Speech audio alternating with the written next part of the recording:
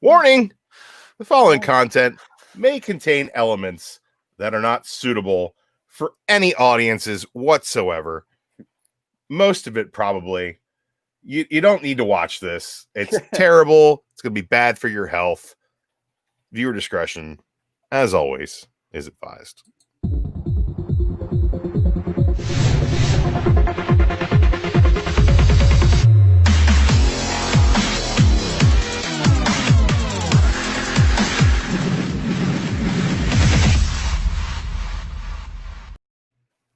Do not adjust your sets if you're watching this on an old school TV with rabbit ears. I don't know how you're doing that.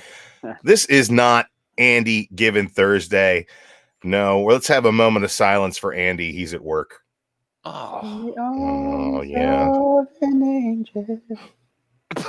Don't be too accurate with that song. We don't want to get that copyright thing. We're trying to get that money. Trying to get it for the Hero Initiative. This is the Cantu Manchu Review Crew. That's right. Bam! And Gaumer too. Gaumer is here as our special guest. I put the Cantu Manchu Review Crew back together and brought it to this channel. And I'm going to tell you this right now. Nobody asked for it. We're just doing it anyway. Because you demanded it. Yeah. It's like Burning Man, that intro. Right? Yeah. I'm not high enough for that. Yeah. Guys, we're gonna talk comics, which is something we don't do that much anymore on the Comic Core. So be ready to talk comics with us tonight. We're gonna go ahead and get into it really quickly, but before we do so, just wanted to let you guys know that the Comic Core, as always, all of our super chats, anything that we make monetarily, goes directly to the Hero Initiative. So if you hit that super chat, you're going to see a wonderful little video Seawood put together where we do karate in the garage. Hey, we're best friends. Let's do karate in the garage. So if you want to see that again, just go ahead and send us $1. That's really all you got to do. I think it was like $2.99 is the least you can do. It's the least you can do for charity, cheap fucks. All right. We're going to be talking new comics, man. We haven't talked new comics on the Comic Core in quite some time. Jason and I have been talking over and over again about when we're going to get our shit together and talk new comics on this channel. And there's so many. Yeah, man, Andy had to work, so we get a little opportunity to do so. And I've been trying to get Gaumer together on a show on the Comic Core for quite some time. I'm very happy that you were able to join us over here. If you guys don't know, the Cantu Manchu Review Crew used to be over on the S&B network. Jason and I would yell at each other. Network. Now the Talking Vols network, where Boogie Bentley has refocused on what actually makes him money, and that is the Tennessee Volunteers. So check them out over there if you like college sports and especially Big college Orange. sports from Tennessee. So check them out over there. And we also used to do a lot of chatting on his other podcast, which was the what was it? Comics whatsoever. I don't even remember what it's called. It's been so long. The show I was on with Boogie? Yeah. Oh, Comic-Cast. Comic-Cast. Like, that's what the are you one. talking about? Yeah. And Jason was on there for a while. Yeah. Jason was on there for a while. I was an alternate. I think a year. Yes, you were the first runner-up. I was the first fanboy, moved on up into the show. It was Moving amazing. on Yeah. up. Dreams do come true, bro. Now you're here. Dude, yes, absolutely, man. I love to be on Comic-Cast, man. That was fun because that forced me to read so many things that I wouldn't have. And that's the whole point, is to read more comics, man, and expose yourself to different stuff, dude. And thanks to Adam as well for bringing in Ryland Grant and us meeting some wonderful people, some amazing reviews. If you want to see some amazing Kelly interviews, Thompson on that. yeah, Kelly Thompson's a rarity to do that. Right. Go to Comic-Cast and SB Network and check out those videos. It's Talking Vols Network. Talking Vols Network. All the videos should still be up, right? Yeah, and all I think they are. I think they are. And all the podcasts should still be up on all your podcast networks. So check it out for a little while. Yeah, search out Comic-Cast, see how long it lasts. And also, it's a good listen, man. Good Gaumer's content. in charge of Outright Geekery, dude. Yeah, well, he's got every opportunity to plug that all day long. Yeah, it's just a Facebook thing. Just search Outright Geekery. Find us. They got quotes on the back of books. No big deal. Yeah. Yeah, if you guys are, fans of the Comic Core Facebook, you notice that a lot of the things that I source come directly from Gaumer and Outright Geekery. So, stolen with love, with nothing but love. They're not stolen if they're shared with your credit involved. That's the way I look at it. Wow. I'm proliferating. I'll let you borrow it. He's fluffing. Permanent borrowing. Fluffing you. Yeah, dude, Riley Grant's awesome. He is nominated for a Ringo. That's right. Star of The Writer's Block, a recorded show on this network. So keep your eyes peeled for more episodes of that. So lots of cool stuff going on today. Lots of really great guests here today. We're excited to be taking over, guys. I want to go ahead and get into some comic books now. Before we start going through like what we read this week and what we thought about it, which is kind of going to be the bulk of this whole deal, I want to let you guys know that I had a great summer in comics. I experienced a great number of hype up moments through all these different online conventions. DC Fandom had some fantastic announcements. Well, you know, it was up and down, and we'll talk about that. But I also thought that the comics, when they came back from the pandemic, from the shutdown all summer long, have been really freaking good. And a lot of that has to do with we're getting things that should have been monthly on a weekly basis. A lot of things came out real quickly as well. So you're getting a lot of big story dumps. But I feel like I've really gotten excited about what a lot is going on from all different angles. I feel like Boom Studios is that new publisher where you have to pick up the number one, just like Image. And you got fantastic things going on with Batman. You got the Road to Ten of Swords with the X-Men stuff. Empire's wrapping up. We came back and got the end to great mini series like Hawkeye Freefall. There's just so many really good things going on in comics right now, guys, and I'm super excited. So what did you guys think about this summer in comics? I'll go to you first, Jason. Well, it was interesting to see like how everyone in comics in the business like readjusted to like home life and then into creating more, you know, and developing their own projects as well and their own Kickstarters and learning how to adjust outside of the distribution system and all that boring stuff. But like it's interesting to me. I like how that stuff works. I find that fascinating and how people adapt. But overall, man, there's so many books to look forward to. I'm really stoked for Ten of Swords, man. I mostly just want to talk X-Men with you guys, and there's a lot I need to catch up on. I unfortunately have not had. I mean, I guess fortunately, I have not had the time to read comics. I've been working nonstop, 11-hour shifts every day, and so like I have. There's so much I need to catch up on, and I try to on the weekends as much as I can. I'll binge read stuff. Time willing. I've been watching a lot of TV shows. The Wife instead. Been watching Runaways and all these shows I've ignored before, like Cloak and Dagger. Watching that now. And but so that, I mean, besides that, man, so that's all cool comic stuff, man. It's fun to dive into. So I don't know, a lot to look forward to. Gaumer. I mean, well, you said it's a lot of stuff. Mm-hmm. All the publishers are catching up from a spring that was shut down. So we are getting things a little bit faster. It seems like they added things to death metal out of nowhere, you know, a book or two here and there, which is good. More is always more, especially with an Elseworld sort of multiversal event like that. But it's all about X-Men for me, dude. When X-Men stopped, that was like the hottest thing in comics for me, and I think for the industry overall.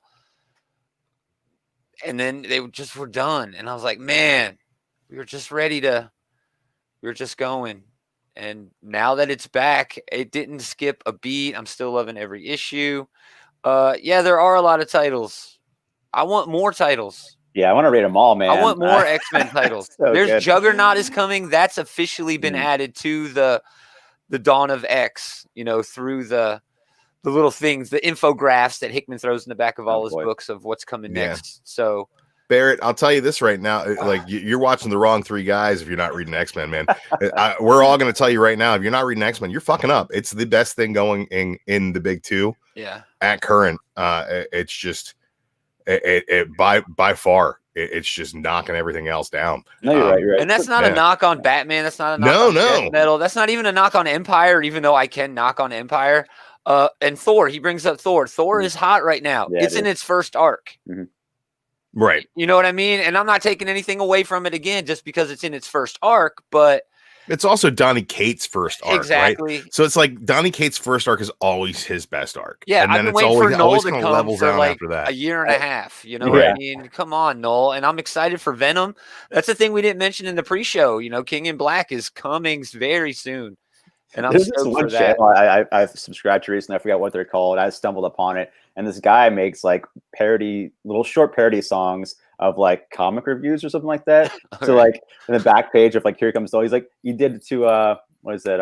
Here Comes the Sun. He's like, here comes no doo doo doo doo. Nice. He's like, it's about time. Yeah, Oh, dude, it's so good. Yeah. But yeah, man, it's been forever. I like Donny Cates a lot, but it's just the style of writing Thor and how Snyder writes death metal. It doesn't really interest me, but it's fun to see these big toys smashed together and things like that. It is what it is, but Yeah. I don't think it's. I don't know, cool. man. Thor number 6 was amazing. I just think I don't think it's so creative and like And that awesome end and with amazing. Thanos. Oh well, Oh my Galactus is actually a herald. Oh, To this other big bad thing. But I hate that, dude. It's like oh well, what if there's Perpetua. Oh, what if there's a Bat Perpetua? There's not, but I mean, it's like there is kind of now. what if There there's is sort of. a one above all. What if there's a Batman one above all? And then you have There is a There Batman is. one above all now. There is. Crisis not- on Infinite Bats. That's all this is. Yeah. And, dude, it's you know what? I think like vapid. You know what I mean? It's well, so, there's like, a difference, I creative. think, in the way that Donnie is writing Thor right now, and the way that Snyder is writing death metal. I think the way that Donnie is writing Thor is the way that he's written everything. Me too. Whereas he goes into it like a fanboy and says, where are they gonna fan out? Grab those, right? Yeah. Whereas like Snyder writes everything with this tone that is super serious with jokes peppered in the right places so that when he fucks up continuity or when he does something stupid or when the story doesn't make any sense, you don't care because it's nonsense. It's fun. It's like, this is the biggest thing in the world, but don't worry, it's nonsense. So it puts it kind of above reproach as far as like judging the content of it, which I think is like a really cheesy cop out, but I'm having fun with it. Yeah, it is fun. And like, it's working. So And I know what the story point, the story writing styles of both of those for these people that things are buying a lot of,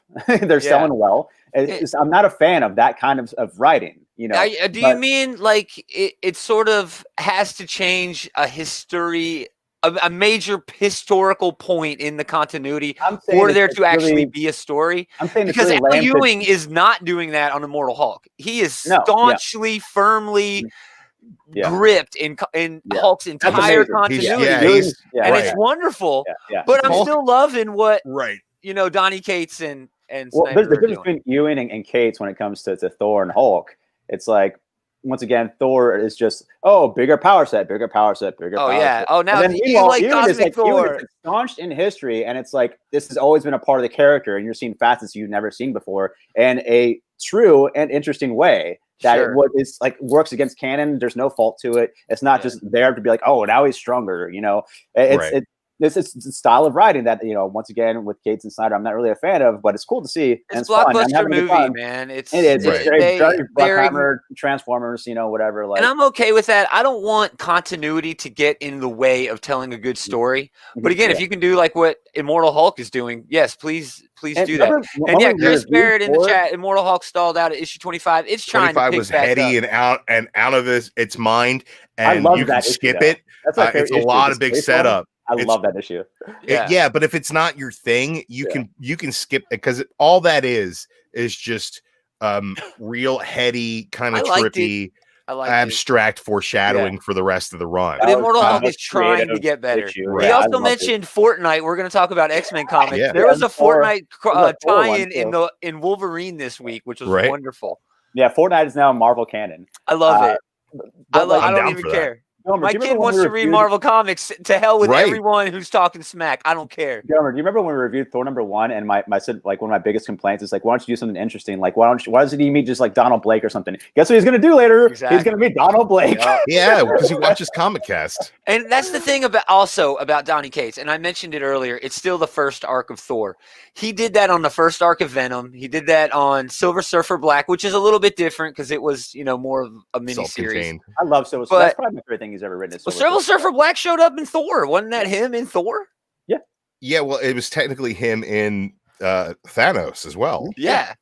So, and he did it with Thanos, in a different way as well. But his first arcs just are slapping, dude. Beat after beat.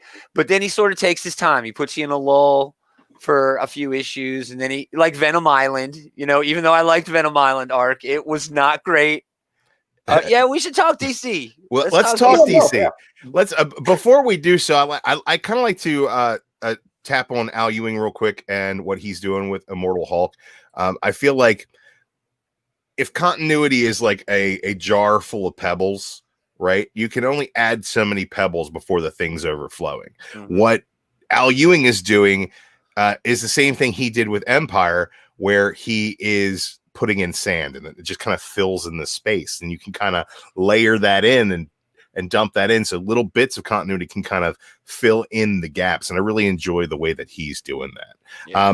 No one else, I think, in comics is doing that.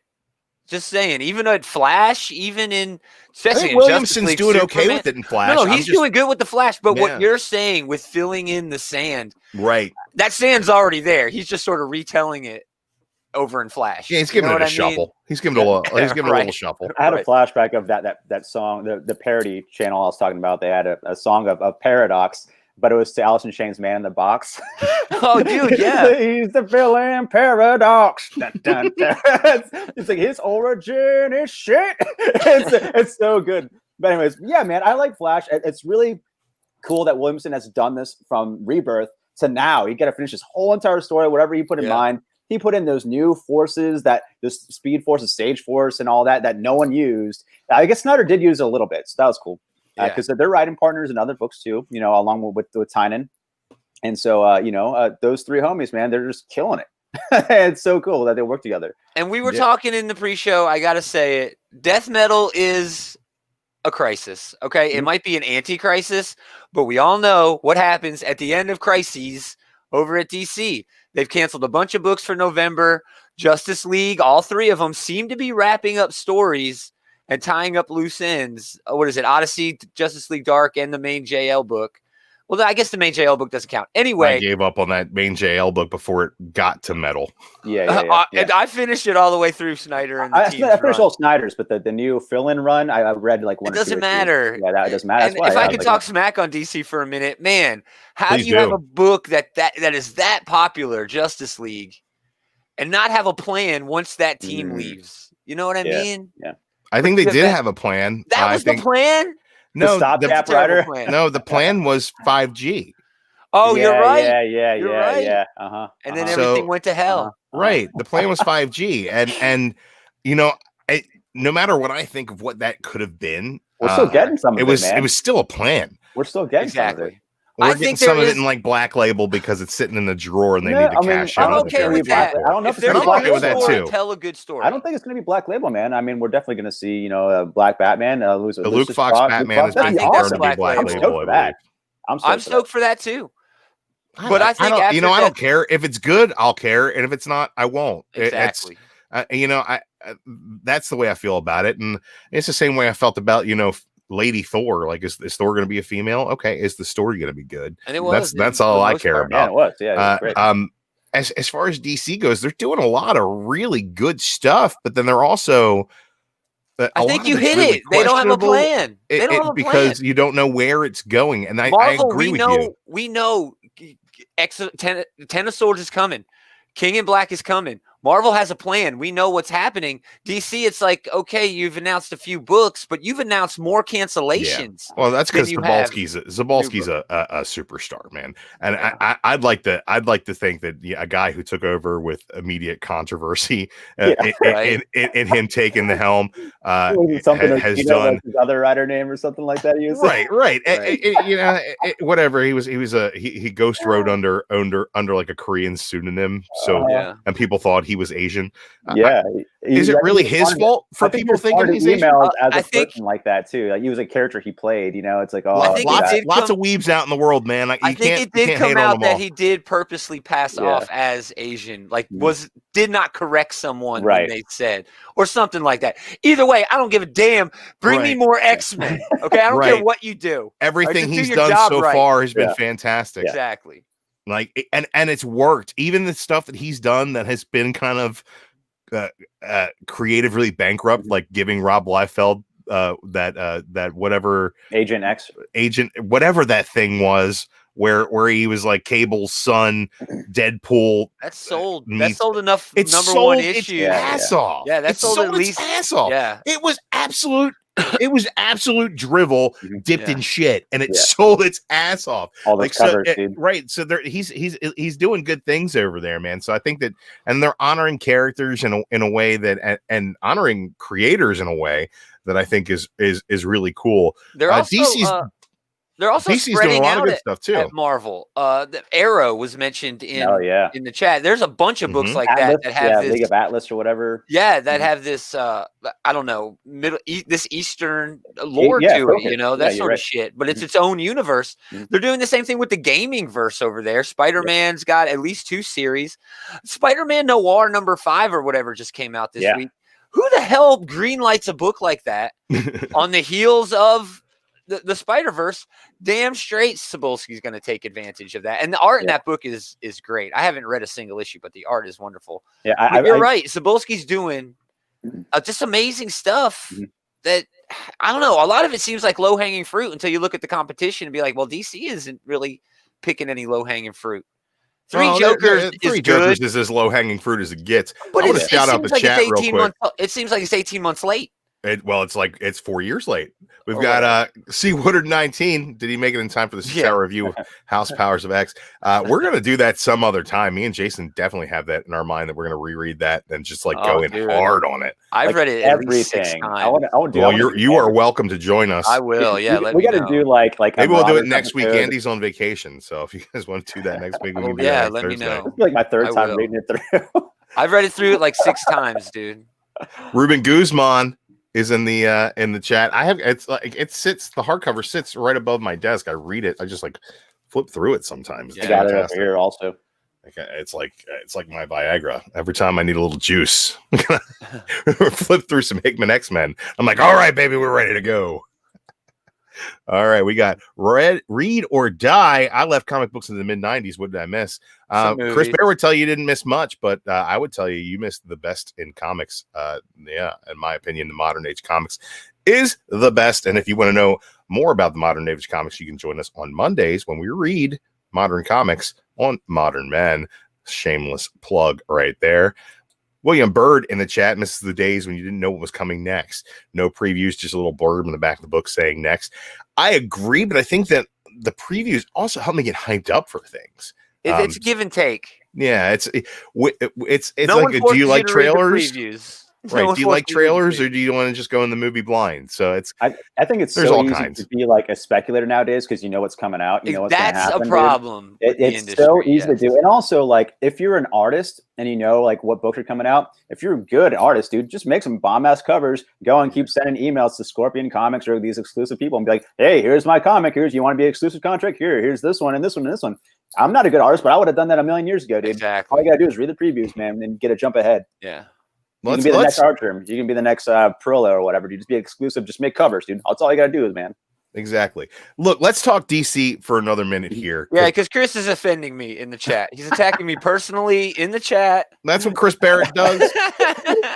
He's got a blue wrench and he's a troll at the same time. We don't know how it works. This is how the Comic Core is. We bow to the Stream Elements robot. We don't know how to operate him, and Chris Barrett is allowed to run rampant. It's just what happens. Welcome. I think like Bendis was being interviewed for like Mainframe Comic-Con pre-show on a Friday, and like Chris Barrett's like, I don't know how to feel about this guy. He's talking trash. Like, I'm like, what are you doing? I'm like, how do you take away this man's wrench? He's a wild card. You don't know what he's gonna do, man.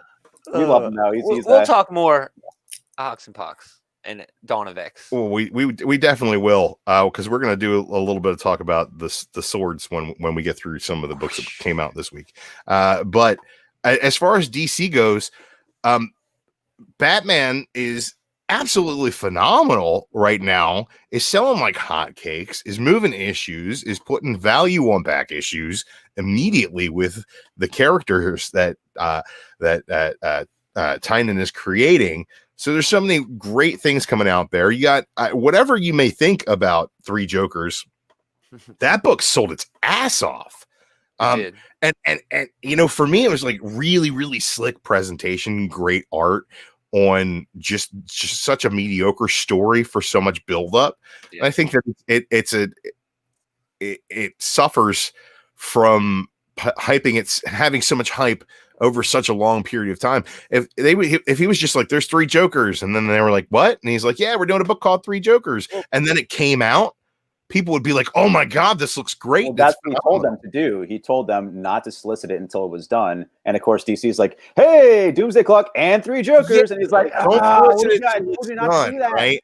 Don't solicit it until it's done. Look, we've had this conversation. We had this conversation over Doomsday Clock, but like Jeff Johns is an absolute hack. And he had no control over editorial. He has no control over editorial. Then don't tease it in a book that came out 4 years ago. He wasn't going to. They forced him to do that stuff. You know what I mean? Like, they forced him to put in the Metron chair and the 3 Jokers reference, or the Mobius chair, whatever, same difference. No, you're right. In DC, then all right. Like, Dan DiDio had his hand full of like shit and hating the Teen Titans, like there's so many like crap going on with all that stuff. And that Johns was forced to do certain things. Of course, he wanted to finish that 3 Joker story. He was going to get around to it, just as he was going to get around to the JSA.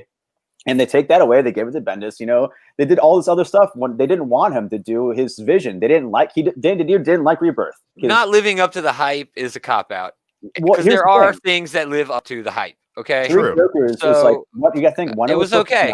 3 Jokers was just okay. Great art, pretty cool. They had to change premise, but it wasn't enough. They had to change that. It was supposed to be a continuation of the Metron chair. Now it is not. It's not. I don't feel like it. It's not. They didn't even mention it. And they said that a long time ago. This isn't Elseworlds. In earlier tweet replies, Jason Fabok said, no, it's not in continuity. It wasn't until recently that we were like, oh, well, it isn't like Killing Joke. It is until you guys like it, and then we make it continuity. So this. You're not going to see the Metron chair. You're not going to see any of that stuff pay off. This is totally separate. There's a whole different ball game. Just rip that Band-Aid off now. You know what I mean? I'm saying. Well, here's my deal with it. Like, and I think this is what they did so great at Fandom as far as the movies are concerned. Yeah. They kind of came out and they said they have their universe over there. We have a multiverse. And if they're going to do things where they pick and choose from things and put it together and smash it together, that at least lets me look at the really shitty DC movies and their terrible attempts at continuity and kind of forgive that in my nerd. I think it's a cop out, dude. I think it is a cop out, but it's a cop out that absolutely works at making me go, well, I guess I can't take it seriously. Flashpoint saves. That's an opportunity to fix. Right, but that's why what they're doing right now with death metal needs to kind of pull it off. Like this is kind of their last chance. Sure. With the comics at they need to do a crisis. Like they were supposed to do that with Rebirth and Doomsday Clock, and they didn't. And Rebirth was so great for so long, right? I really liked the Rebirth one shot where they were kind of like, we're undoing this new 52. Let's set up how everything's going to come together. And then you had the Jurgens run on Action, which really did a lot for the continuity. You had the Williamson Flash run, which really did a lot for the continuity. You had the Batman run, which was like really good up until they started teasing the marriage. And there were so many different things they did, but like the second that they went back to it with the button was absolute garbage because it didn't. Well, it was a fill-in gap. It wasn't supposed to. Yeah, but it was like it didn't fill anything in. Like if you read Rebirth, right, and then you read Doomsday Clock, there is absolutely nothing in the button that you need. No, it's because they made that a dribble. It was a fill-in gap. That wasn't even supposed to exist. They just made that because Doomsday Clock. They made it for money. Because that too, but it's because Jeff Johns was in charge. He had a plan, and then he's like got hired up to Warner Brothers. They brought him in, and so he's like, I can't do my job here at DC. I have to go with Warner Brothers, and I have my own exclusive company that can work as a third party that DC hires to do and get stories done. So that's what you're missing out on. And that's why things went sideways, because then DiDio took back over. New 52 is like, I don't like that. I don't like Rebirth. We're getting rid of all that stuff. And that's why you're like, nothing paid off. It sucks. It doesn't. The reason it didn't pay off is because 5G was supposed to be the payoff. Right. So that's what Drew is saying is that there needs to be at least some reward at the end of Death Metal, because he's been teased so there was damn no reward much. At the end of Metal, right?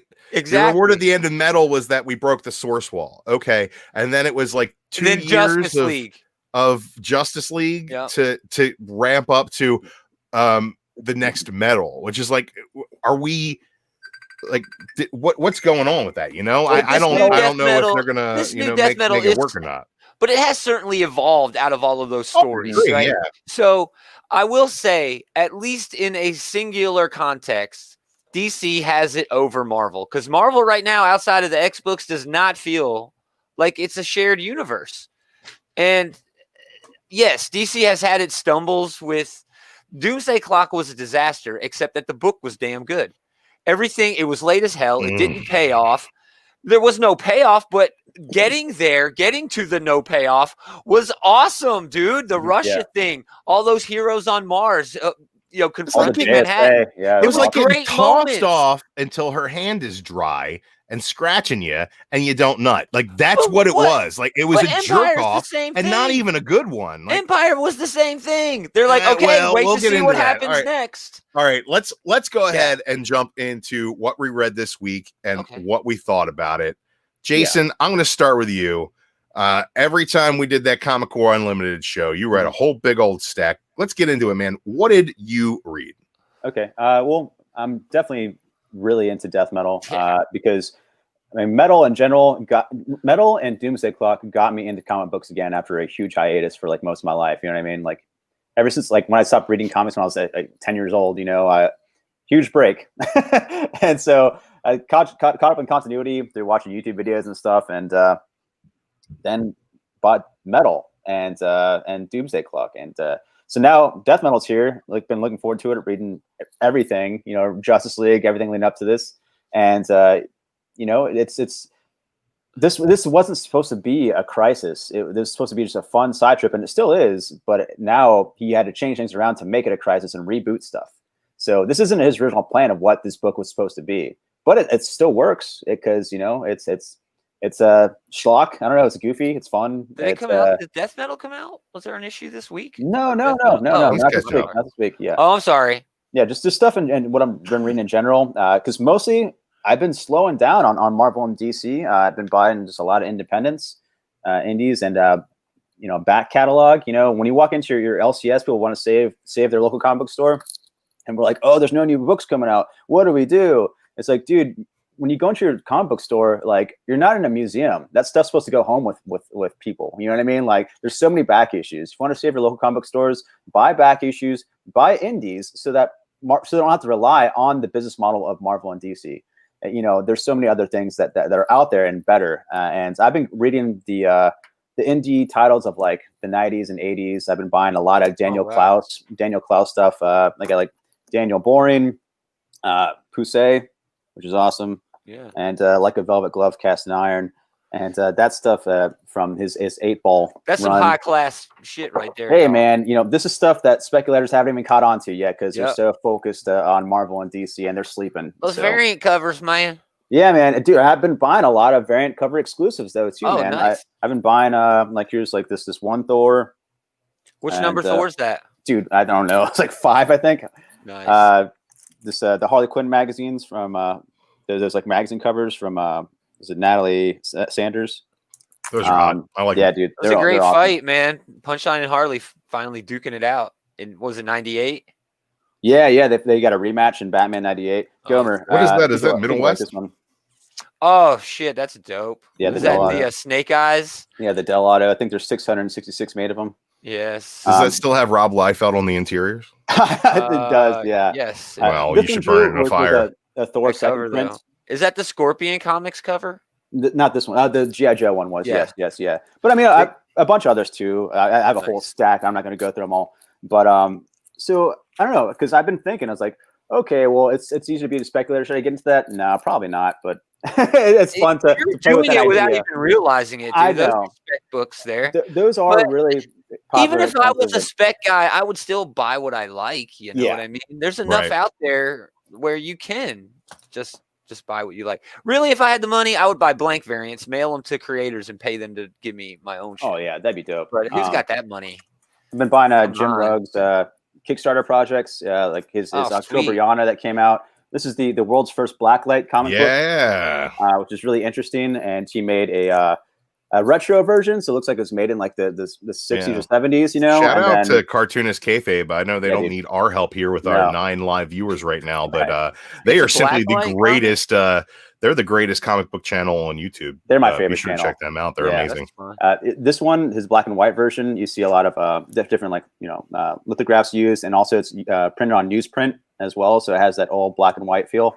And then also Jim Woodring, and now, sir, this is your missing gonad from Fantagraphics, and Fantagraphics is probably one of my new favorite publishers. I mean, they've been around forever, but they're probably one of my favorite publishers. Check out this paper though; it's all rainbow colored. You know, Oh, neato. it's really always publishers doing really interesting things that you don't see from Marvel and DC, and there's no excuse why not, because they have the money to do the packaging and really cool stuff. Instead, it's up to these indie publishers that are finding these golden treasures and doing it big and doing it real, man. And I really appreciate that as a craft, as a craft of comic books. I have so much respect for comic books and just how they're made and what they stand for, dude. And it's just it's really a shame for me to see everyone being a Marvel and DC salesman. It's just, there's no excuse for it. I think everyone needs to be better readers, and so I'm trying to be a better reader and expand my mind. But it is fun to talk Marvel and DC and X-Men with my homies. It's great, and I still read those stories. I still buy those, but Bust out the monocle polish. Hey, man, I know. Look, could you do me a favor and hop down off your white horse? Unicycle, yeah, my penny farthing. Yeah, this isn't the Wednesday show. Get off your penny farthing. You know the name. Yeah. Oh, you know, I'm sorry, I'm done. But that's what I've been reading is mostly that stuff. And but trying to catch up with X-Men, trying to read Daredevil. The annual was terrible, dude. This has been Hipster Corner. Mike Murdoch. Yeah, Hipster Corner. You need to get a video for that. Hipster That'd be Corner. funny. Look, I was trying to get the old intro video for the Manchu Review Crew, and I deleted that. I don't know where it is. Yeah. That doesn't exist anymore. I want to get into some stuff that came out this week, Gaumer. What did you read this week that really jumped down at you? Cable number 4. Who's that? I know it's Noto doing the art. Duggan. Oh, yeah, that's right. Gary Duggan. Well, he does every damn thing. But anytime there's Space Knights, you have me, Hell yeah. And it's the path to 10 of Swords. He's got a sword. He's banging all of the cuckoos at the same time. I don't think he is. They're playing him. Come on. Well, I mean, of course they are, but at the same time, living the dream. I mean, it's okay to have 5 girlfriends. It's not okay to have 5 psychic girlfriends. All right, because what's the sword name? Zarek? I don't know. See, I reread that. He may be actually sending that message to a person named Zarek. Oh, okay. Yeah, because I saw your comments. Zyrtec. I called it Zarek Zoolander. Yeah, Zarek Zoolander. So I mean, it's sliding up. It's sliding up. I don't think that the Phil Noto art is for everybody, but it's definitely for me. I love it, dude. I think it's great. I've heard a lot of people kind of not loving it, and I get that. It's kind of got this pastel, soft kind of feel to it. I dig it, but I think it's amazing. I think that a smile on those cuckoos that drive a man crazy. Yeah, and this was a cool blend of cartooning, man. I like it. And this was a pretty good run. He had a visit with Deadpool last issue where. Perfectly written Deadpool, but we were talking about Noto's art. Noto is sort of a less is more art when it comes to lines. Mm-hmm. And he just draws the best damn Deadpool with just these little body, emotions in the body, just perfect. And then this issue number 4, getting over on Space Knights because his older self knew what was going to happen. Just stupid X-Men time travel paradox nonsense. And I loved every damn second of it, man. It's exactly what you want out of an X-Men book. Especially really. Cable. Stupid young Cable with his weird haircut. I kind of dig young Cable because I really enjoyed Extermination, which was like his introduction. Yeah. And I like young Cable because of the last scene in this book. He hangs out with his mom and dad, and they're having dinner with the family. He's like, granddad's coming to visit. And, here comes what's his name from the Starjammers or whatever. Just freaking cool. I don't know what else came out this week, man. Look, Read or Die in the chat says, is the Ant-Man series tied to anything? And it was only 5 issues? Yeah, just wrapped up. I I read the first 2 issues of it. And Right. it was basically him hanging out with his kid. this kid. Yeah, it was a Yeah, mom and or it was a father and daughter sort of. Jim Zub. I Was don't even was it Jim remember. Zub? And I don't remember. I don't remember who wrote it, but Yeah. I think it was Zub and Wells. Wells did the art, and I thought it was really fun. Here's what I'll say: if you're looking at picking it up, the trade came up at the same time that the last issue dropped because of the pandemic schedule. It was supposed to be the last 2 issues were supposed to be digital only, but and then like Marvel they did it with yeah. Hawkeye Freefall too, which was exactly really which cool wrapped up series. this week too. The last issue of Freefall came out. So fun. Just fun. Rosenberg. Just really good stuff. Not tied to continuity in any sort of way. No. Kind of exists in the same level of like continuity as Daredevil does right now. Yeah. And that street level. But like the Hood is a constant reminder of where they're at, it seems, in a lot of those books. Yeah. Which is fine with me. I don't have a problem with that at all. I really dug that. As far as what came out this week, Batman 98 came out this week. That was the fight. Which was you finally got the knockdown drag out. Yes, but while Harley and Punchline had a great fight, my favorite fight was between Bruce and imaginary Alfred when Alfred kicked his ass. It was so great. But yeah, man, I was kind of down on Joker War. Clown Hunter keeps me picking it up, and this issue was pretty good. Do you think that's Damian? No. I hope not. No. Damian is better than that kid. All right, Damian is classier than that kid. Damian isn't going to pour gasoline on a car full of villains and then laugh about it. Damian's going to say something awesome, not something funny. Damian just doesn't have the sense of humor for the things Clown Hunter's saying. But Damian kind of cracked. Yeah, but I don't think he cracked that hard, dude. In Teen Titans recently, I saw a panel of him ripping off the R. Yeah, that was the Teen Titans annual #2. Yeah. Really, really great book. I would say go out and pick that up because as far as like the level of art, it is just action packed. Each page is like giant focal points on and splash pages and just really great action. And the Titans fighting Deathstroke and Batman fighting Robin, and basically it ends with Bruce on his knees begging Robin to forgive him. Yeah. And Robin just being like, nope, taking off the R. I'm done with this. Was Batman like, I was possessed by Tom King. I couldn't control myself. I want him to be his own thing. I want him to be his new own. I don't want him to be his own thing. I want him to be Robin. But they're giving that back to Tim Drake, apparently. Yeah, which is fine. Story that I'm hearing. Which is fine. I'm not really a Tim Drake fan. I'm not really any of the Robbins fans, I like except Damian. Really I love tech savvy. That's what makes Tim Drake interesting is the tech part of it. And we're going to see him in the new, Batman video game where he uses a teleportation. It's really cool from, I guess, the Justice League satellite. That's a new fun thing to do. They haven't done that in the comics. I thought that was interesting. And there's so many things you could do with them. And I really liked that little story from, I think it was Tinian, that when he wrote Detective, about the evil Batman version of Tim Drake when he was like from like the future, a different timeline, and he came back, and that's when you saw Cassie and Connor Kent also back then. Super Sons of Tomorrow. Dude, that was awesome. And then they just disappeared. He was like never to be seen again. And then at the end of the run too, they even teased the return of maybe possibly seeing a good Cyborg Superman in Action Comics. And then that changed. Nothing happened because different creators. Bendis took over. There's so many like cool plans that start off and then different directions the editorial takes. I think that goes across the board from Marvel and DC. And it's a shame when things work and then it gets ripped away. Yeah. I think Marvel's learning their lesson. They're letting their top-notch creators just do what they want on their books that are selling. I want to shout out Matthew Rosenberg and congratulate him for one. I guess he's going to be writing some Spider-Man and also his. Where's he writing Spider-Man? Yeah, he's going to write Spider-Man coming up. I'm not sure if it's going to be the main title or a different spinoff one. Nick Spencer's not. I've heard Nick Spencer's going to 1,000, man. Okay. Well, I guess it's a different Spider-Man book. Well, maybe Tom Taylor had the run with, I think it was Friendly Neighborhood. That was wonderful. That was good. Yeah, I didn't get it. I heard good things. I didn't get to read it, but also really Rosenberg's 4 Kids Walk Into a Bank got options. So everyone's buying that. Spec Alert. Oh yeah. Yes. Oh, so fantastic. Book. I have that first issue. Yeah, I need to dig that out and bag and board that, I guess. Yeah, I have all those issues, and I got the hardcover signed by that fool as well. Yeah, dude. Nice. Yeah, so that got options. Also, recently, what got options is Scott Snyder's Witches as well. So everyone's buying Witches #1. I have that too. Nice. Good, yeah. Sweet. My kids are going to be loaded when I die. Yeah. They hit that eBay. What right. else? Empire. Do we want to talk about Empire? I do 'Cause want to know talk you about loved it. Empire, You man. guys let me in I if really I liked missed. it. Yeah. Look, I didn't love Empire, right? But I would say that Empire is kind of the antithesis of death metal, right?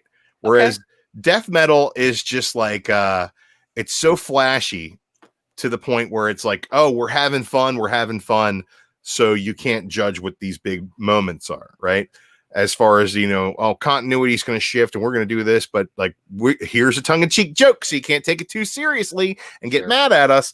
I think Empire was as serious and straightforward an Avengers Fantastic Four crossover as you're going to get in this day and age. And I think that when you read it, it reads like an 80s crossover. It does. It reads like an 80s crossover. It's not. It's dense, right? I would not say it's boring, I don't right? think it's dense at all. Yeah, I don't know, It's man. very dense. There's a lot of words on each page. I don't care about the scrolls versus the Kree versus the Katati. Like, it's so boring. It's Can I ask you a question? Like 60s like comics. Jason, can I ask you a question though? Uh-huh. It's like, do you? And I'm not trying to be coy here, or this isn't a gotcha question. It's like you're an activist of sorts. You're a liberal guy. You're on the forefront of progressive movements. I see your Facebook posts. Okay, I see your memes, Chief. We all know that you rode a unicycle here, and so what I'm saying to you is like, sir. right.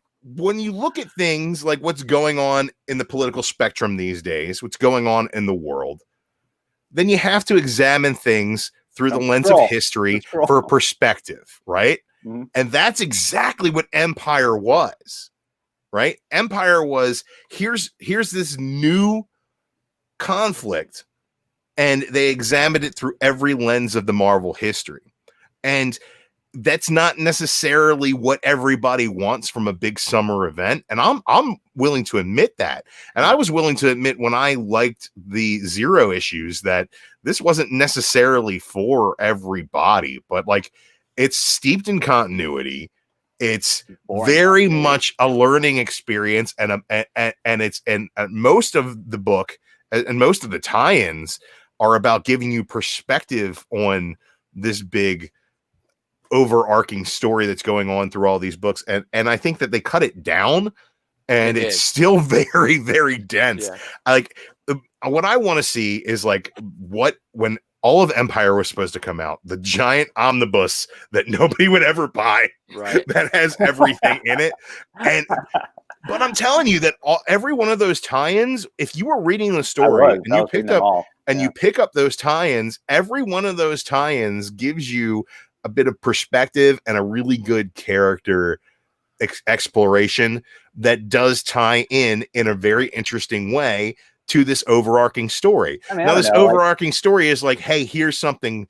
It's got this guise of something fun. Valerio Schitti's art is fantastic. Sure. Marte Gracia's colors are the best. The fact that Marte Gracia isn't going to win every colorist award for the rest Did you read Black Widow #1 this week? Because Jordi Belair sort of killed it. Jordi Belair has been killing it. You got a Marte Gracia it feels like came out of nowhere. Sure. And is just like this, has these wonderful textures in his I don't know digital palette that is just like beyond what everybody else is doing. I was down on Empire, and it wasn't because of the content, it was because of the promotion. It was promoted as, hey, the Kree and the Skrull are teaming back up, but I thought it was going to be the Fantastic Four and Avengers going up against the Kree and the Skrull, not plant people owning the Kree and the Skrull at the same time. And then this other bait. You're right. In the pre-show, you said, yeah, that's a bait and switch. The whole damn series was a bait and switch. Yeah. At the end of every issue is a bait and switch. Here's one thing. Here's another thing. And I was like, I hate that a little the main bad guy, dude. Because the main bad guy wasn't meant to be that. He was meant to be like a savior, you know, what's her name? Mantis's son. Right. The celestial. Yeah. Dude or whatever. Yeah, dude. Like because he was meant to be a hero. Just he disappeared. He's like, "Oh, come back one day." And I was really looking forward to like actually him being a good guy, but being super powerful. And I mean, yeah, it is interesting to make him a bad guy, but it is also kind of predictable and lame. I don't know. Oh, it was very predictable. That is, dude. Everything about this. It reads like it was written in 1984. It's Yes. so boring. I hate the way that things are written like that. But dude. I love that. And then, Like it's so nostalgic at the same time. The last issue turned me around a little bit once everything came together, because the solicit for the next issue, the Aftermath issue, it suggests that this is going to be the template for the Marvel Cosmic Universe stuff going on in the future. And if you remember the last page of Empire #6, they got the whole lineup there. Captain Marvel is still going to be an accuser. I guess the Wiccan and Hulkling are still going to have their relationship, but Hulkling is still going to be emperor of both the Kree and the Skrull. They're going to get into that more in. I don't know. I remember Annihilation, dude. All right, back when Civil War was going on, no one was reading Annihilation because everyone was reading Civil War. I was reading both, spending like $80 a week. I didn't care. And Annihilation set the tone for the cosmic Marvel stuff for at least the next 5 years. If this can do that for a Marvel Cosmic that, I'm sorry, has been not great outside of Guardians, what was outside there? of Donny Cates' stuff? You're right. Yeah, there wasn't much. So yeah, if they can put some new spin on that, dude, Empire's I'm been good. so boring for me. I think it would be more interesting thanks, if there John. was Yeah, exactly. if there was like a fuck gladiator. off, John. Thanks, John. I help out where I can. Thanks for If there was like a Gladiator miniseries, 5 issues, I would find that more interesting about him just destroying stuff for the good of the country and not having any moral compass. You know, that'd be way more compelling than what Empire is to me. There's so many more things you can do in the cosmology than this boring retread Kree versus Skrull. But then it's like, okay, wow, they're teaming up. Yeah, that's interesting. And then it's like, oh, well, it's like you said, it's always a bait and switch. Yeah. But I don't know, man. The art was good, and the X-Men tie-in was 11. Tell me, oh please tell my me about, gosh! Yeah, the tell me about the X-Men 11? tie-in, dude. Explodey Boy. It was, dude. The X-Men tie-in was great, right? No, the series, yeah. X-Men 11 was amazing, I'm but with you there. Explodey Boy and X-Men Empire #4 Yeah, tell me about all the broke my Empire heart tie-ins. and made me That's laugh the like same at the dude same from World time. Worst X-Men Do what? story, The which one? the Bemis story, the World's Worst X-Men. Yes. Yeah, Yeah, great. dude, it's so good. Tell me what happens in the Empire X-Men tie-ins. I wanna know Okay. about this. Oh, It's Hickman, so it's deep, dude. In the first 3 or 4 pages, and be like, I want to read this. Summoner shows up and is playing a game with a kid. That's just so it can tie into Ten of Swords, all right? Because Summoner's one of the main bad guys. Then all the infographics are like this wartime, like the mutants are going to be pushed over the edge. We have to have a war school. We got to figure out, like, a la the fastball special, how can we get mutants to have combos? And Cyclops and the rest of the captains got together and came up with 50 for Magneto. Wow, that's amazing. So then the plant people are attacking. They're like, hey, Magneto, everybody's on the moon. I saw that frame. He dropped the satellite on the bad guy. He drops the satellite on the bad guy. But before that, he gets Magma and Iceman together. Magma causes a volcano full of metal. Iceman super cools it really quick, and then Magneto uses it to kill all the plant That's people. incredible. Raining That's bullets, incredible, baby. dude. So Raining not only- shards of metal. So not That's only so does sick. Hickman paint this amazing picture, but he steeps it in. Just wait and see what's going to happen to the X-Men that's down the sick, road, dude. man. What so do you think this is leading to, guys? Okay, we know, Ten of Swords, X of Swords, whatever is going to happen. I'm sure that's just another step into the bigger picture. What do you think the end game is here? I think we're going to see. Oh, man. I think we're going to see the Age of Apocalypse finally. No, because I we think saw we're that in seeing- Moira's life. Anything that we saw happen in one of Moira's 10 lives is not going to happen. No, It's got to yeah, be I agree. something else. Hmm. So my thought is, and it was sort of alluded to by Chris, I think, in the chat, how the X-Men have now become the antithesis of everything the X-Men were. You're right. They're becoming humans. They're becoming the same way that humans have traditionally treated the X-Men since the 60s. And now everyone's like, oh, the X-Men are the bad guys. Well, no shit. They're the bad guys. They're us now. They're us now. So I think that's eventually where it's going to come to, where the mutants are going to start tossing humans into concentration camps, creating giant robots that murder and hunt down humans. Yeah, They're already basically doing that by giving them these life-saving drugs. It's not a concentration camp, but they're certainly controlling them. Yeah. It's all leading down to this road where, once the mutants do what the humans have always done to them, they become the bad guys. But how can you blame them? Yeah. I think Hickman's taking this. He's playing this game where he's drawing great parallels to the way everybody is in society currently. Where it's like, oh, you're a liberal. Oh, you're a conservative. Oh, that side's bad. Oh, this side's good. But I think everybody that's inherently X-Men, though. Right. The social differences. I completely agree. Yeah. And I think that the more you question whether or not the X-Men are the good guys or the bad guys, like the further you go into it, the more blurred that line will get. And I don't think that you're ever going to get a full heel turn. I think that by the end of this run, you're going to realize that Hickman's trying to tell you that everybody's a piece of shit. There you go. I think it's just his social commentary. He's taking the Alan Moore angle. Yeah. Right. Guess what? Guess what? You think you're good? You're not. You're bad. Oh, you think you're bad? You're not. You're just bad at being bad. See, I think the X-Men turned heel and gained all the credibility, at least within the context of the story they're living in. To the audience, I can definitely see, yes, they've lost credibility because they're doing what the enemy has always done. But in that book, the enemy is society. Right. So they covered that in New Mutants. Society is certainly villainous. What happened in New Mutants? In New Mutants this week, there's this website called Docs where they dox mutants. It's this Fox News type dude and Magic and Glob and who was it? Moonstar. Yeah.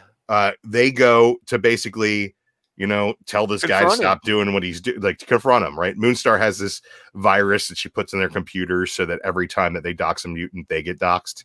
And they go there, and basically the whole concept for the first half of the book is like, we're going to have to hold back Magic. Because she's going there to kill this guy, and we can't let her kill this guy. And then it ends up being Glob Herman beating the ever-living hell out of this guy and being like, because of his daddy issues. Yes, because he's got daddy issues, and he just gets all like, Daddy made him a mutant. Daddy made him a mutant racist, and then he became a mutant. So he hated himself within the context of him having these unresolved daddy issues. And it was told perfectly, dude. It was heart-wrenching. And they also do this whole thing in there where you kind of see where the guy is coming from. He's like, look, you started this. You're the ones who are holding the world hostage, right? So anything we do at that point is fair game, which I don't agree with that. But you can see where that character 110% believes that. Like they believe that in the real world. There's people like that in the real world. Yes, it's an actual character. It's not like a caricature of a newsman. It's an actual character, and I think that's handled really well. That they're doing so many great things with social commentary throughout that it's just absolutely crazy. Now I want to talk about two quick books that I read this week that I think that everybody should go check out that are Marvel books before I get into what was basically my pick of the week that Jason didn't read, but Gaumer did. And I think we'll talk about that a little bit more. But Marvel Tales Captain Britain, beautiful In Hook Lee cover here. I'm absolutely loving these Marvel Tales, are just reprints. And this gives you some really cool Captain Britain stuff. It gives you Captain Britain 1 and 2 by Chris Claremont. Nice. Gives you Marvel Team Up 65 and 66, which is a Captain Britain Spider-Man story. $4? What's that? Is it still only like $3 or $4? $8. Oh, but you're getting 1 and 2 of Captain Britain, which is 2 full issues.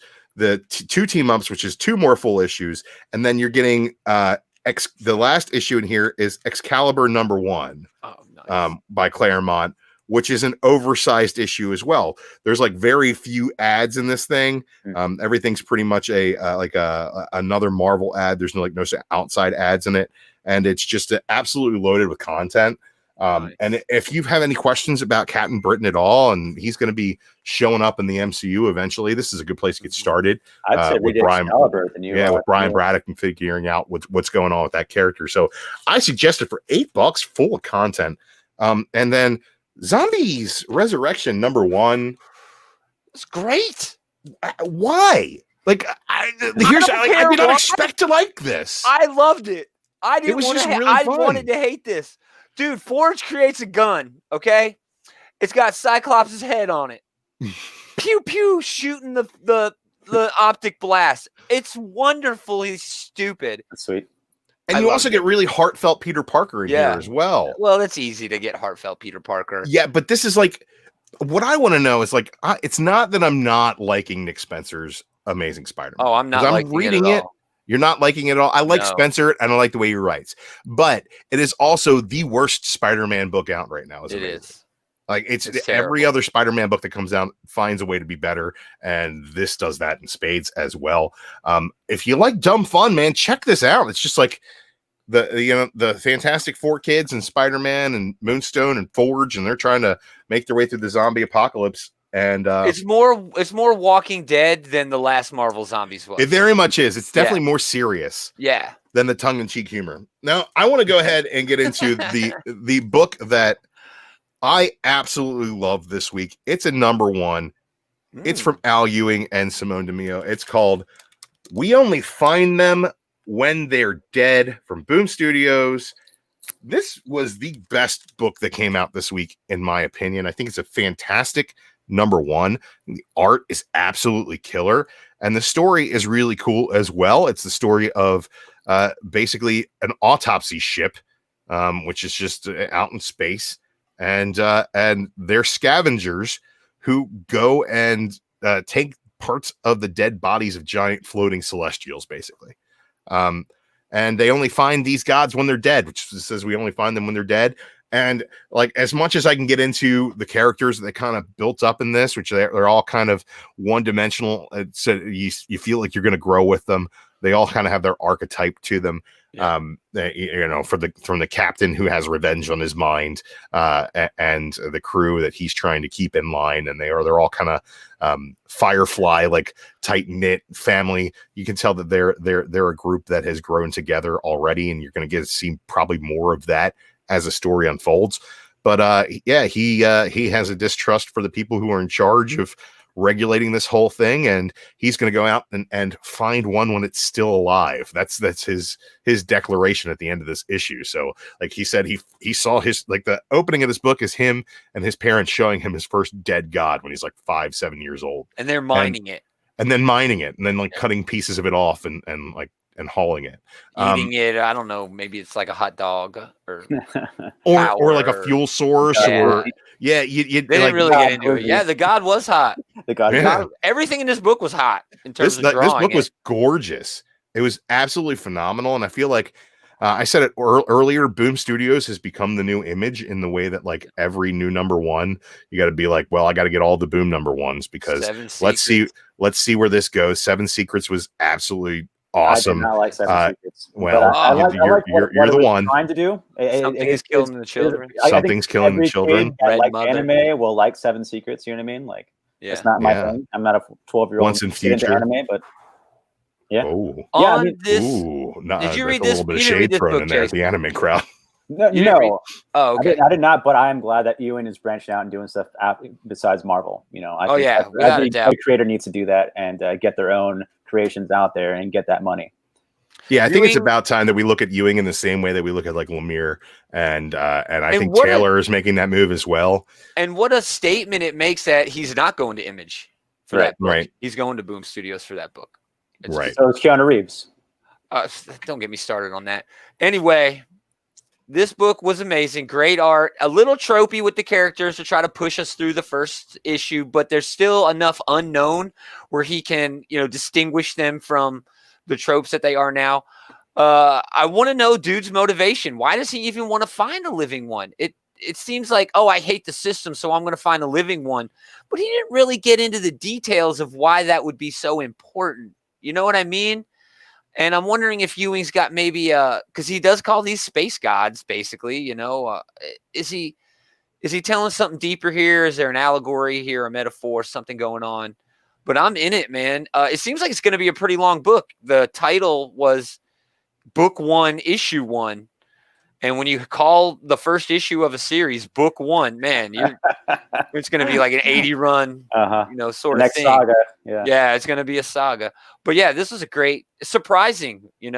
I was surprised by how much I enjoyed reading it. Gore in the chat says that he likes the concept of the Ewing book, including the art, but the execution. He says, I may or may not pick up the second issue. I think that this book succeeded in making me want to read that second issue. I think that this was probably one of the best number ones that I've read in a long time. And the fact that it gives you Secret Seven for me. I thought that didn't have nearly the same kick. I think that probably before this, like Once and Future number one was probably my favorite number one in a long time. And I don't think anything else really kind of crept into that, like at least like an indie title, like outside of the big two, had even like came close to that. I think that it succeeded in making me interested in all of these characters. And it succeeded in making me want to know more about all these characters. And I think the hook that he wants to find a live god has me more interested to find out why. And I think that that's why I want to pick up issue 2. I think that all the questions I'm left with, I have the confidence that Al Ewing is going to give me that information in the proper doses, that I'm going to enjoy reading this going forward as an ongoing series. Less so than like I pick up a lot of Image number ones and I'm like, this sounds good. I'll wait for the trade. This one, I'm like, okay, I want to read issue 2. Me too. I think that that's kind of a different success for me. Because, Image, it's like, I'll pick up a number 1, right? And then I'll pick up the first trade. And then if I like that, I might go into single issues or I'll just trade wait on the second trade. But that for me, it's like, it's a $15 investment because you know that trade's going to be, $4 plus tax for the first issue, maybe 5, and then 10 for the first trade to get the rest of it. And that's not that big of an investment for me. But this is like, I want to read the rest of this, and I want to read it as it comes out. Like I said earlier, when we were talking about the Hulk, he has a way of bringing continuity into things and then peppering extra into it. And I think that with his own creator stuff, if he's given the opportunity to build it from the ground up, I've got all the confidence in the world in him. He was writing Ultimates after Secret Wars, where he basically rebuilt the Marvel cosmology from the ground up. And nobody was paying attention to what he was doing, and nobody else used any of that. Was that the Lifebringer Galactus? But not only was it Lifebringer Galactus, but it was the Eternity in Chains and Thanos coming back Great from art on that outside of dude. That entire run, I really that enjoyed. Rocafort on most of that art. Kenneth Rocafort on the first run. Yeah, I love that series. You guys read his Guardians of the Galaxy?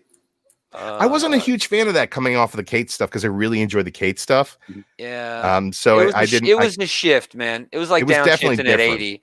Yeah. I mean, I have full confidence in Ewan doing his new solo stuff, which is I'm really glad and really commendable for him doing that. I'll definitely check out this first issue, see what I think. I thought Tom Taylor could do no wrong previously, and I proved me wrong when it came to Seven Secrets or whatever. Man, I'm loving what he's doing on Suicide Squad. Was written, me too. That's great too. That last issue of Suicide Squad, so good. But I think the story took a little character dive into some characters that I wasn't super interested in. Eric Wink, I wasn't interested in him either until I turned the page. I feel like it really worked. Yeah. Seven Secrets. I feel like it's made for like preteen boys who like anime, and I'm not interested in the story. I'm not interested in the art. The artist has done. He can do many styles. This is not just the style he does. He did this style exclusively in this kind of way on purpose, and I think it's a great product to sell. Wasn't it Di Nicolo? Yeah. Yes. Dia Nicolo. Yeah, I forgot. He's the Italian dude. Really thick accent. And then it's funny because Tom Taylor has Australian accent. Yeah. Did Power Rangers.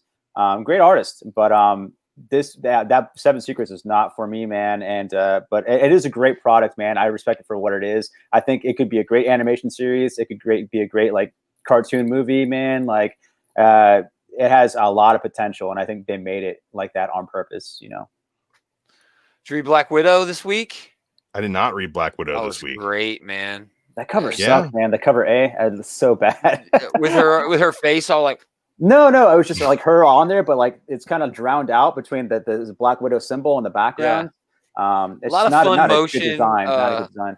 Elena Casagrande, a lot of motion in the art. You said the art's good on the inside, though, right? Yes, very good colors with Jordi Belair, and I guess Hawkeye and Winter Soldier are going to team up to she's been out of commission for 3 months. They didn't know where she was, and they see her just walking by on a news broadcast, and they're like, "Oh, there she is!" And I guess she has no idea who she is. So it's a fun little mystery, spy thing. Pretty basic, straightforward first issue, but usually Kelly Thompson's first issues are always just she's very foundation. Let's build some floors. So, and what else was there this week, man? Did you read Spy? Was it Spy Island? I did not read Spy Island. I think that's pretty good. much all I read. Dead Planet #3 came out. I'm kind of down on this because it's become more Constantine.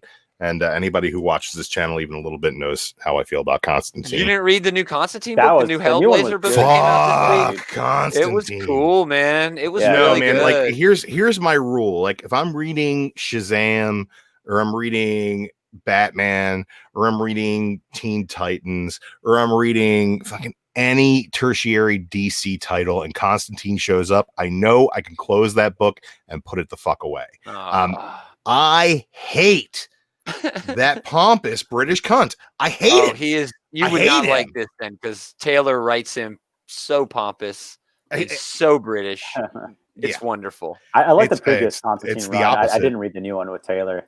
I just really liked what the old one was doing, and it kind of sucks they changed it to Taylor, in my opinion. They need to make up their mind. Constantine shows up whenever they want in the main universe. He's got his own Sandman universe book. Now he's got this Black Label book. Figure it out. Figure out what to do with this character. People seem to like him. His series is going to get canceled, like every television or film project that you put him in. But they the problem is he's like, a cult I love favorite. Constantine, but Right, then they but don't nobody does. watch his shit. Nobody loves Constantine. It's just something you say when you want people to think that you're deep, and that's why I fucking hate him.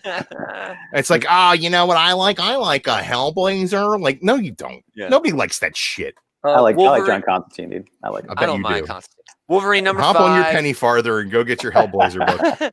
Wolverine number 5. More vampires. More vampires, but I actually really like it. I love that last page. Did you see that last page? To tie into Fortnite. Right. It really was, dude. I was like, holy shit. I don't play Fortnite. My kid plays Fortnite. I love watching him play Fortnite because he's actually pretty good. I mean, these Kubert covers are just dude, that's so really good. Killer. It's so good. But there's also the one that's the stay-at-home variant. I got that one. It's like a little 9-panel comic on the front, and it's like him, and he's like home by himself, and then he picks up a picture of the X-Men and gets kind of sad, and he cuts it up with his claws and starts putting it together like a jigsaw puzzle. It's like a really cute little comic on the cover of this book, and I'm like, I gotta buy that. There's a Thor Fortnite comic out, right? It's in Fortnite though. Isn't it digital only? You have to. No, it's only in the game. You have to I play. think it's digital only. They might have moved it, but for the first week or so, you had to play the game to get the comic, to read the comic. Interesting. And that's how Wolverine gets there. I've heard of this one reviewer I was watching, and he was like, I'm actually finding some traffic from Fortnite players wanting to know the history of these characters. And it's like, oh, wow, like it's actually kind of working, the crossover, man. Like that's really cool to see that like actually work. That is awesome. Yeah. Marvel needs to do more to draw kids in the way that DC does. Do you remember the Black Panther Lexus crossover? It's like, why'd you make that? Like someone's guy buying a Lexus. I can tell you exactly why they made that. Black Panther Lexus comic. Let me get into Black Panther. Look, well, I can tell you exactly why they made that. Cross promotion, yeah, of course. The movie, it's because the hip hop community likes Lexuses. And Disney is not above racially driving a Lexus in the car in the movie in the Black. Well, they did Audi with Endgame. Right. I don't think and Iron Man Citizen watches. Yeah, dude, it's everywhere like that. It's crossover promotional. Look. We've covered pretty much all the new books that came out this week that we read that we were excited enough to remember. Let's go ahead and jump into one last bit of controversy before we wrap the whole thing up. Ooh. Every time I turn on social media since the unfortunate incident of this past weekend, I see loving tributes to Chadwick Boseman, which is really great. I thought that Chadwick Boseman did a good job as the Black Panther. I think he did a great job as the Black Panther in Civil War. I think he did a good job as the Black Panther in his own film. I love and I think that he was a perfect part of the MCU. Unfortunately, he has passed away after a battle with colon cancer. Ladies and gentlemen, go get your buttholes checked. I need to do that, dude. It is an unfortunate fact that most people don't catch colon cancer before it's too late. Little PSA here, because nobody wants a doctor poking their fingers up in their butthole. But guess what? That might be the most important thing that you do for your friends, your family, your loved ones. Just, make sure you get yourself checked out occasionally, especially if you have a family history. Now, we're going to go ahead and talk about Black Panther a little bit here, but I kind of want to, the first thing I found out Friday when we were talking comic books, and I was in the middle of shitting on Three Jokers when somebody's like, hey, I got to stop you there. Black Panther died. And I'm like, oh, great. Now I can't shit on Three Jokers. But the first thing I asked was, you think they'll recast? And people were like, ooh, that's an ugly question to ask. But now that's all everybody's talking about. Is Shuri going to get the mantle? Yeah, are we going to get Okoye as Black Panther? Oh, some people are saying, let's use the Infinity Stones now that, Loki went back in time to bring Killmonger back and make him the Black Panther. Whoa, that'd be dope. I think all of these are bad ideas. But you want to respect the man and his battle with cancer. At the same time, he left Disney in a lurch because they did not know that he was suffering with this disease, and they put a lot of money into this Black Panther 2 pre-production. Like, they were getting ready to go shoot this thing. Like, they were full bore on it, before the pandemic started. So you got to say, what are they going to do moving forward? Like, what do you guys think? I'll ask Jason first, and then we'll go around the horn. What do you think the best course of action is to fill this void in the MCU? I think Shuri was, the first response to it. She was Black Panther in the comic, I think she'll have some trouble on that waterfall fight. The bad thing is that apparently Marvel fans and stuff exploded on her Twitter and just put a bunch of hate on her already. And so I feel like that turned her off really drastically. So that sucks because, Marvel fanboy movies, people are usually the worst kinds of people. Yeah. Unfortunately, I mean, I guess so is DC. I think it's just a mass populace of there's teenage a toxic fanboys are just horrible. Yeah. Once you cross that threshold of no return on making $1 billion, there's just too many people for there not to be a bunch of assholes and not know about the character, read comics. That's where the problems come in, man. Sure. And so, but I think Shuri would be a great Black Panther. That'd be awesome. I'd really like to see that. That was my first and only thought until you said the Killmonger stone thing. And I was like, wow, that'd be amazing because Killmonger's not dead. Everyone loves Killmonger. He was great in the movie, and he's a fan favorite. And it'd be cool to see him get redeemed. Why not? That would be great. And that was a plan to have Killmonger in Black Panther 2 anyways, but I guess he was going to be a bad guy again, But hey, man, why not change it? You're going to change everything anyways. That'd be dope.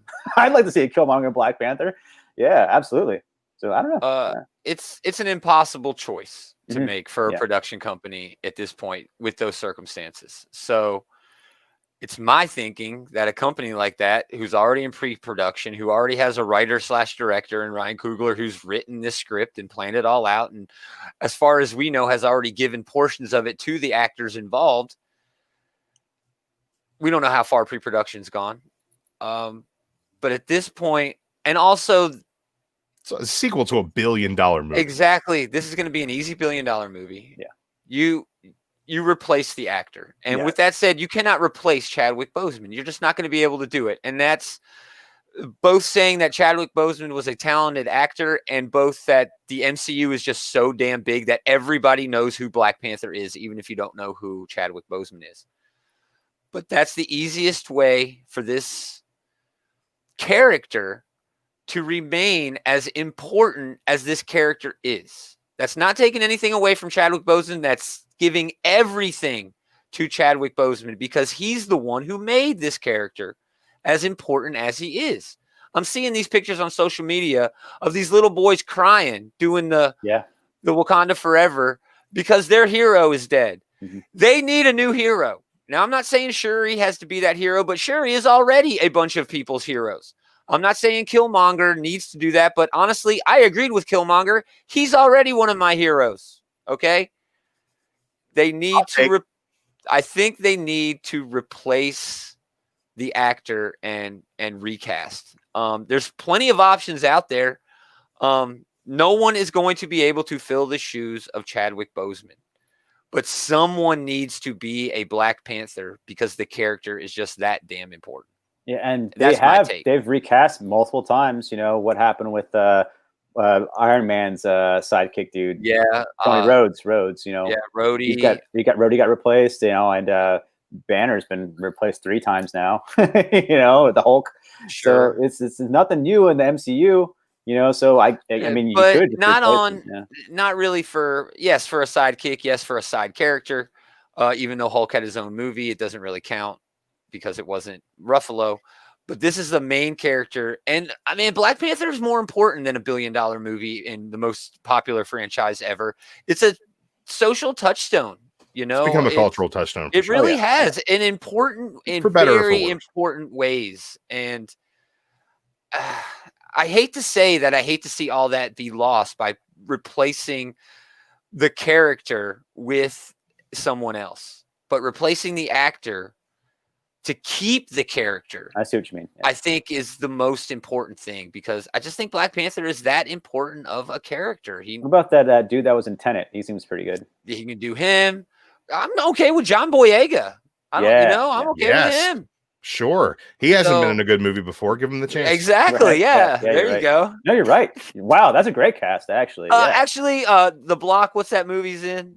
Attack the Block. Attack the Block's dope. No, I love that. It. Dude, that movie's awesome. I can't speak to it. Never saw it. But his Star Wars appearances were less than favorable from all accounts. Yeah, that'd be a great casting. Yeah. I actually really agree with you, Gaumer. I think that you recast, and I think that you do it as quickly as possible.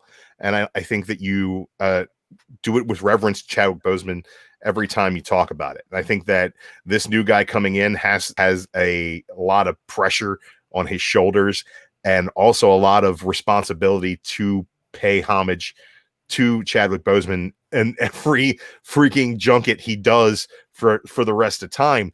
But I think that Chadwick Boseman is not nearly as important as Black Panther is. If you want to kind of pivot and make Shuri the new Black Panther, you need to recast in order to make that something that happens in Black Panther too. It needs to have a story reason for happening. I think it's a terrible idea. Yeah, me too. I think if you put Shuri in the shoes of Black Panther, in the sneakers of Black Panther, what you're going to get is cornball jokes and dead-eyed delivery because that actress is terrible. That's just my opinion, and it's just 100% accurate. So you do with that what you will.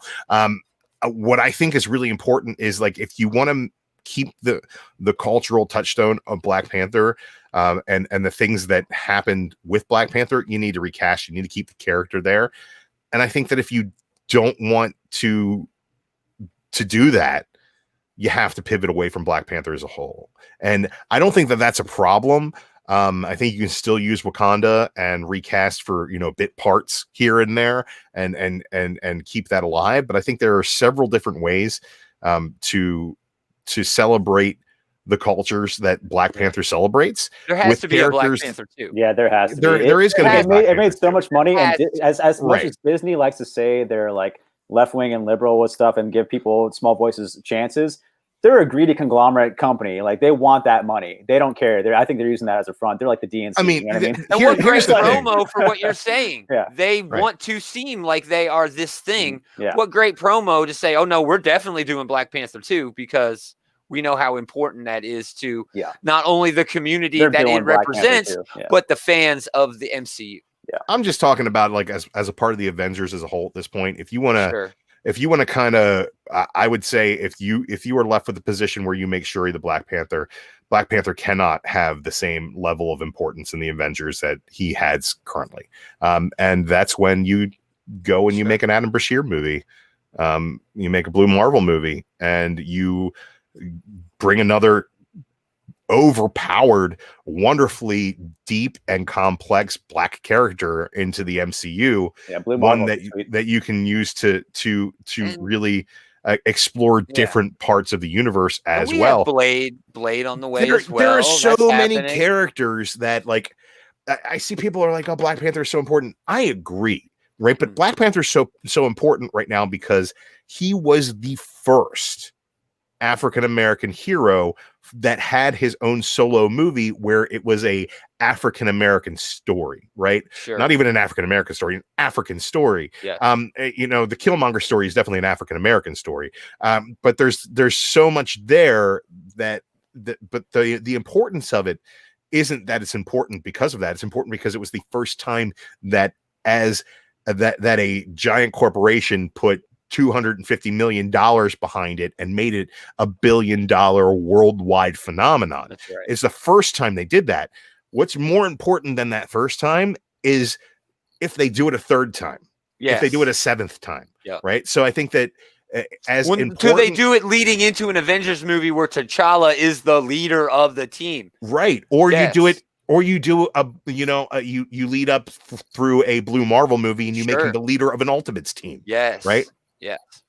There are so many different ways and so many different characters and such deep IP to mine from that it's important to not stay complacent, right? Is he the cornerstone of this angle, you know, culturally in the MCU? Absolutely. But you can't have a building made of cornerstones. You have to have other bricks. I agree, but I don't think that's going anywhere, dude. I don't think Black Panther is going anywhere. You're going to see him return to the MCU. There will be a Black Panther 2. And yes, I feel like people shouldn't rest their laurels on just one character, one cornerstone.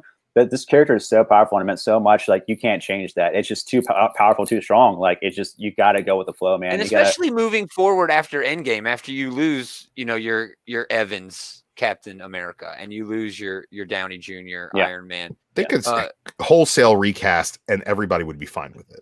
Like, especially now that those now's the time to do that. Gone. Like it sucks that the guy died, and I thought that he was a really good and powerful actor. I did think that his performance in Black Panther was overshadowed by everybody else on that cast. I thought that he was one of the best parts of Civil War. Sure. So it's like I think that was the fact that the villains and everybody else in Black Panther, like all the tertiary characters in Black Panther, were fun to watch. Like with the exception of Shuri, in my opinion.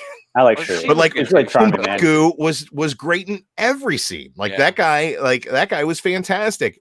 You know, even to the point where like Claw was great. Yeah. Killmonger was the star of the freaking show. Killmonger's my favorite. Maybe my favorite on-screen villain of all time, because he's right. And I was like, he's right. We should just do what he's talking about. I'm not a fan of Michael B. Jordan either. His acting, I don't like it. I think he plays a very plain character or like over-exaggerated. I don't think he's a good actor. But like that part, the character writing and the lines for that character are what sold me of being a great villain. He chooses scenery a bit in some of his movies. I feel like that's the only good movie he's ever been in. I agree, because I don't like Black Rocky, and I don't even like his acting in it, but dude. I don't Creed's fine, but it's just not for me. Sure, I don't think he's a good actor. That's what I'm saying. I'm saying the writing. No, I agree. He's a terrible actor. The lines he's reading are great, but his acting is not good. But I think he was really good in that movie. Like what made like Chadwick Boseman so good is like he even the roles he chose were so inspirational. Like, he purposely chose not to be a thug and stuff in movies. He could have had that choice plenty of times. He just said he was Jackie Robinson. You know, he's always like fantastical, like benchmark characters. You know, and Thurgood Marshall, dude. So it's just this Black Panther character is so important. We're gonna see it return, dude. It's gonna be interesting to see what they do. You're right. They should probably just recast. It's the easiest thing to do. It's.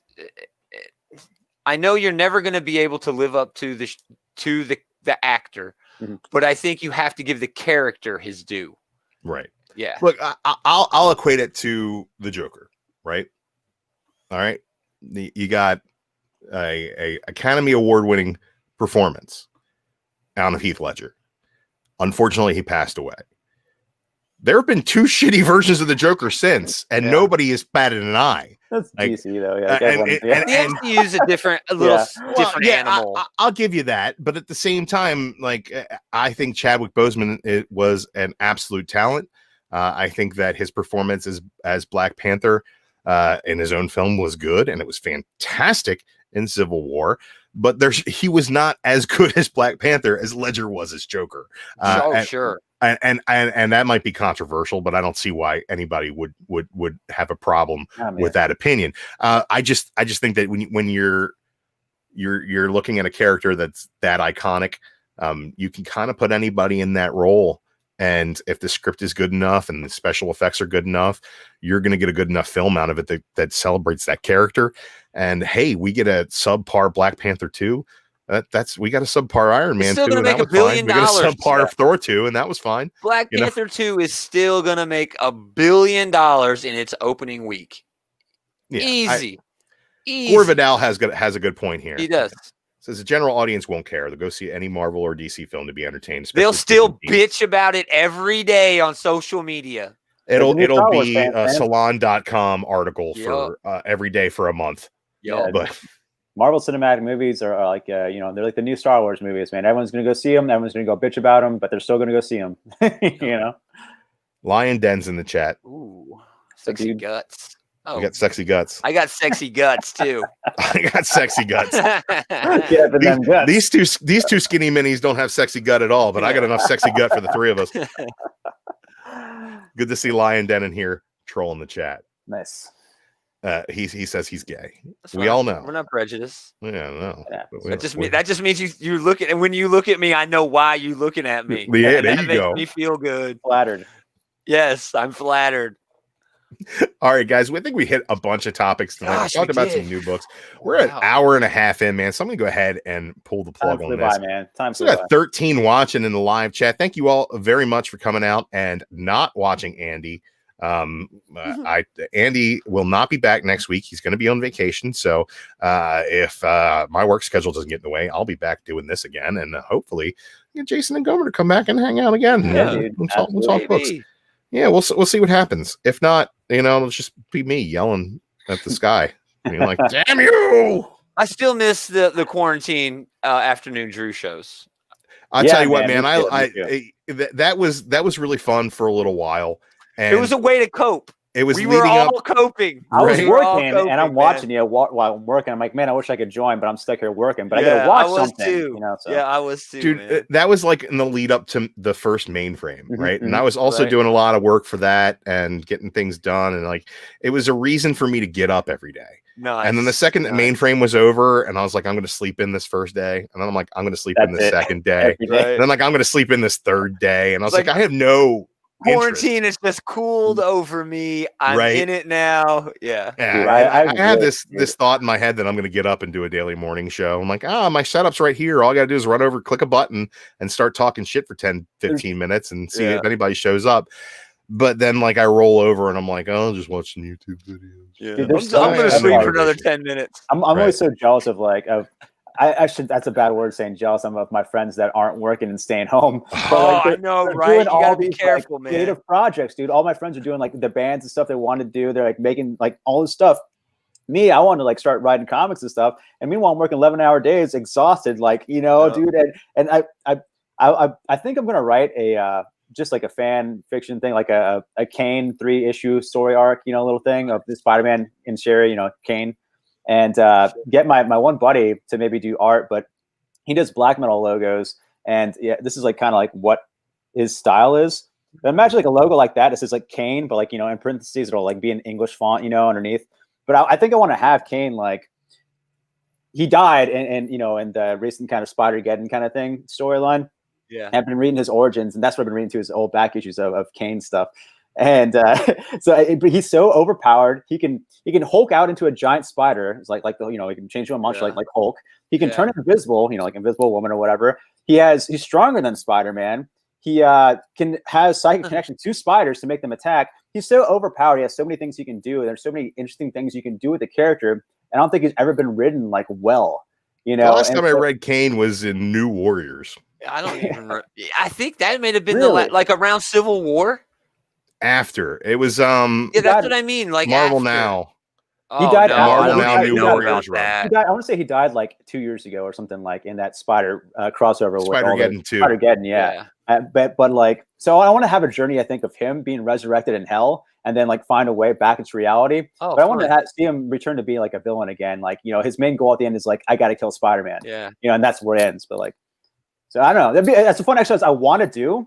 And But you got too much other shit to do. Dude, I got so much shit to do, man. And there's so Dude. many comics to read, man. There's so You many need some comics to PTO, read. man. You need some PTO. You know what happened to me is like I started going back to work, and like it was part-time at first, and I was like, okay, well, so I got plenty of time to do all these other things. And then I started playing that free-to-play battle royale Call of Duty. Yeah. And then I was just like, oh, I'm gonna wake up and headshot people all day. Yeah. Nice. And then I started streaming those, and then I was like, I'm not good enough to stream and pay attention to what's going on. I was gonna say, if So you I guys stopped want doing to stream, that right away. if you guys want to stream some video games like at the end of this, like tonight or like next week too, man, I'm totally down. Like, we Let's can play set Call up of for Duty. next week. All right, well, yeah, dude. Next week we can after show. We'll stream to Here to Comic Core right afterwards. It'll be the after show. So cool. Everybody seems to like those quarantine videos that I did, and I kept getting good reviews on them and good views, and they were great. If I can find a way to motivate myself and find something, It's hard, dude. Well, it's like I had to be inspired. Like during that time, I was inspired to talk about different things, and it's like there was a lot of stuff going on, and it's like everybody was like, "What the hell is going to happen with this? And what's going to happen with this?" And every day there was new news, and like, and it kind of felt to the point where like there wasn't new news anymore because everything shut down. Yeah. And now that there's like weekly stuff coming out, it's just like, well, there's just weekly stuff coming out. So like, what?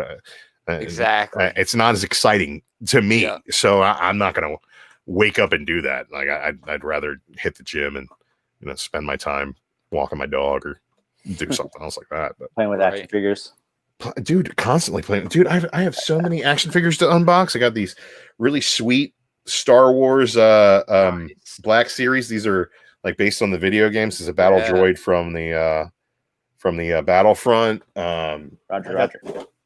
Roger. Picked up this new all white Moon Knight Walgreens exclusive, right? Rad. I got the whole damn strong guy Build-A-Figure wave sitting down here. I still got to build my strong guy.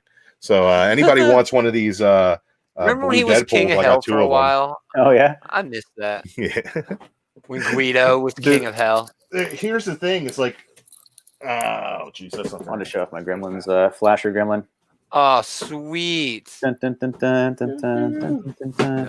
Where you at, Black Tom?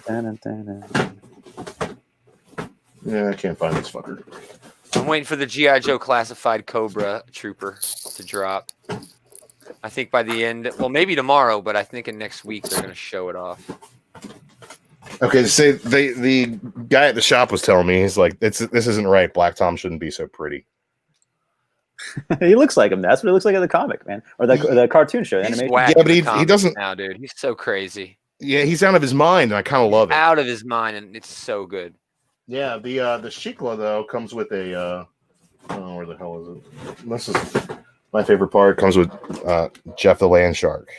Oh, that's awesome! What? No way. Right? That's I was like, oh, awesome. strong guy Build-A-Figure, hell yeah! And then it's like, comes with Jeff the Land Shark, fuck yeah! That's the money piece amazing. right there. Right? Oh, that rules, dude. Wow, now I need a Jeff the Shark. Yeah, man. That's sick. Yeah, anybody needs one of these blue Deadpools, maybe I'll do a giveaway. Hey, next week, man. Comes with a strong guy head. I got 2 of them. All right, guys, we're going to go ahead and wrap it up. Thank you so much for coming and joining us.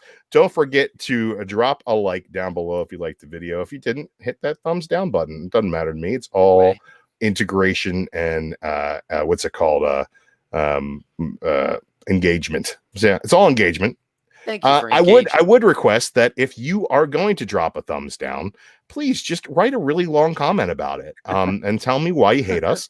Tell us what we can work on. We'll ignore it, but it's also more engagement. We really appreciate that. It's one person with 3 accounts. That's all it is. Exactly. No worries. We're all about that. Gaumer, tell the people where they can find you, my friend. Outright Geekery. Just search Outright Geekery. Facebook, Twitter, Insta. I'm always doing. You're dropping hot news all the time, man. YouTube. Constantly. Yeah, it's fun, dude. I love it. Constantly, man. Great group over there, outrightgeekery.com. You guys, is the website not up anymore? No, the website's sort of going away. It's sort of imploded. Just another victim of 2020. But we've refocused on the social media platforms and YouTube and live You're streaming on Facebook. You guys are doing awesome right? live streams. Yeah, we're doing fun.